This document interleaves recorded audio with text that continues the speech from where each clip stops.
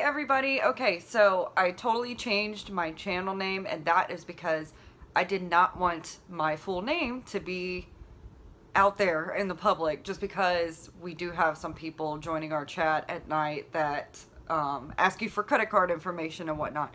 So this is gonna be my new video on the Third Temple, because Ed definitely wanted me to make a video about it, and I found so much info online, you guys. It's crazy. And then when you look in the Bible and just like totally sift through it, it is incredible that this prophecy is literally coming true right before our eyes. So we need to make sure that we stay focused on the main goal, and that we spread the word of Jesus to non-believers, because we need to save as many people as we possibly can. Okay, so this is probably going to be a really long video. I won't try not to get distracted by you guys talking to me right now, but it's kind of hard because y'all are like my new best friends. But I'm going to break this up into a two-part video because there is so much info and there's so much that I wanted to read. So I'm going to start off by saying this first website that I got some information from is Breaking Israel News. And I wanted to read three specific paragraphs from this one, just explaining what exactly is going on. And the first couple paragraphs say, the Knesset Sanhedrin, I don't know if I'm pronouncing that right, so I'll just say NS for short, because I don't know how to pronounce that, is calling on Russian President Vladimir Putin and U.S. President-elect Donald Trump to join forces and fulfill their biblically mandated roles by rebuilding the Jewish temple in Jerusalem. I don't know, if I was these people and I had that much power and somebody was trying to persuade me to build a third temple, I would have said, heck no, that's the beginning of the end times, so no thank you. But this is what they're trying to persuade them to do.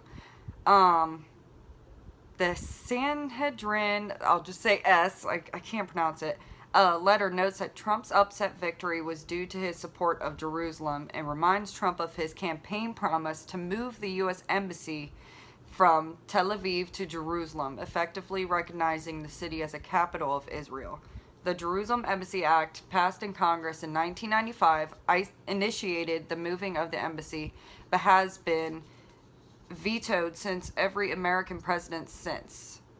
The S calls on Trump to withhold the veto after he takes office.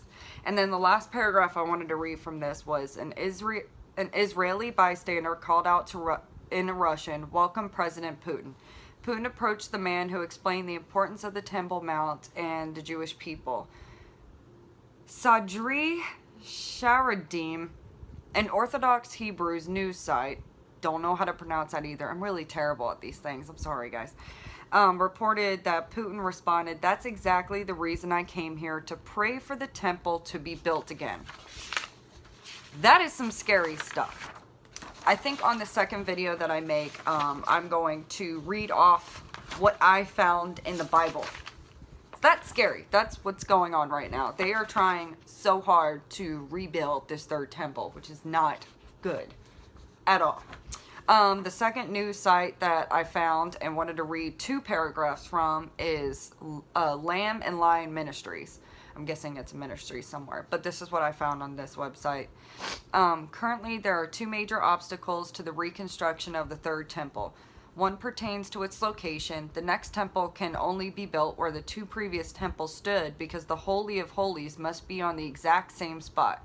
But no one knows for sure where the previous temples were located on the Temple Mount. Most scholars believe that they stood where the Dome of the Rock currently stands. That conclusion may be wrong, but there is no way to prove the exact location without conducting archaeological excavations on the Temple Mount, something which is currently prohibited by the Muslims. If the third temple is to be built where the Dome of the Rock now stands, then the Muslim structure must first all be removed either by man or God.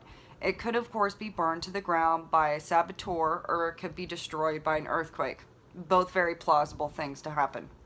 The second paragraph I found interesting in this one is the second obstacle that they're facing. The second obstacle is the attitude of the Jewish people and their leaders. Currently, there is no desire among them to build a third temple. Gee, I wonder why. The average Israeli is very secular. He knows that any attempt to build a third temple would result in immediate war with the Muslims. Only a handful of ultra-Orthodox Jews have a passion for the third temple. They are the ones who have made all the preparations, but they have no popular support. Something will have to happen to create a surge of nationalistic pride that will demand a new temple. The catalytic event could be the discovery of the Ark of the Covenant. That would be crazy too. Okay, so that's going to be part 1 of what I found and kind of explaining what's going on in the world nowadays and what the prophecy is. So I'm going to start my second one, and yeah, I'm just going to start my second one. So I'll be back. Bye, guys.